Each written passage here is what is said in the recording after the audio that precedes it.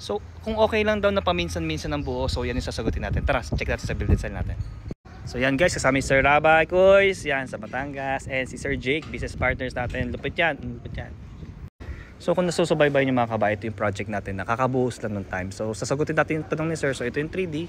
So 163 square meters yung pinakalupa, then 233 yung floor area. So medyo mataas yung ating floor to ceiling dito. So makikita nyo, taas ng kisame Sir Jake, no? Oo, yan ang floor nito. Ito ang floor. Tignan mo yung kisame. Ang taas, di ba? So naka-steel deck tayo. So 4.5 yan floor to floor. So kung maki-clearance ka nasa around 3.8 meters. Taas. Sobrang taas, di ba? So imbis na magbutas kami for high ceiling purposes, ginawa namin tinaas na lahat na forman. Elevation ng lahat. Bahay device. Oh, parang ganun, taas. So walang na compromise na floor area sa second floor. Oo. Hindi na nagbutas. Katulad doon sa bahay namin, di ba? Ang laki na ng walang area, isang kwarto na. Dito walang ganon, pero high ceiling pa rin. Medyo expensive lang sa salamin.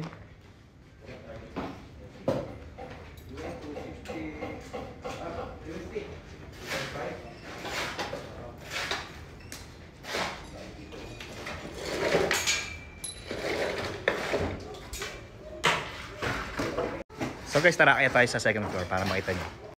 So ayan guys, sa second floor na tayo. So ito, naglalagay na sila ng mga pader, CHB, tapos yung sa mga columns, inaayos natin, and nagpe-prepare na rin somehow sa roof beams. So guys, no, dapat monolithic, ibig sabihin isang buhos lang, hindi pwedeng buhos ka dito, tapos bukas na lang yung kabila, or bukas na lang yung sa may balkonahe. Kailangan dyan sabay-sabay kasi yung curing time, no, dapat sabay-sabay silang nag-cure, yung mga yung semento. And medyo delikado kasi yung part na kunyari, ito lang yung nabuhusan, no? Yung part na yan, tapos ito bukas na. So yung curing time ito iba, doon sa kabila. So yung sa pagitan, no, yung joint nila, yung sa pagitan is medyo delikado. Kaya nire-recommend ng mga engineers natin talaga na somehow, isahan or isang araw lang sabay-sabay silang nabubuhusan sa buong maghapon.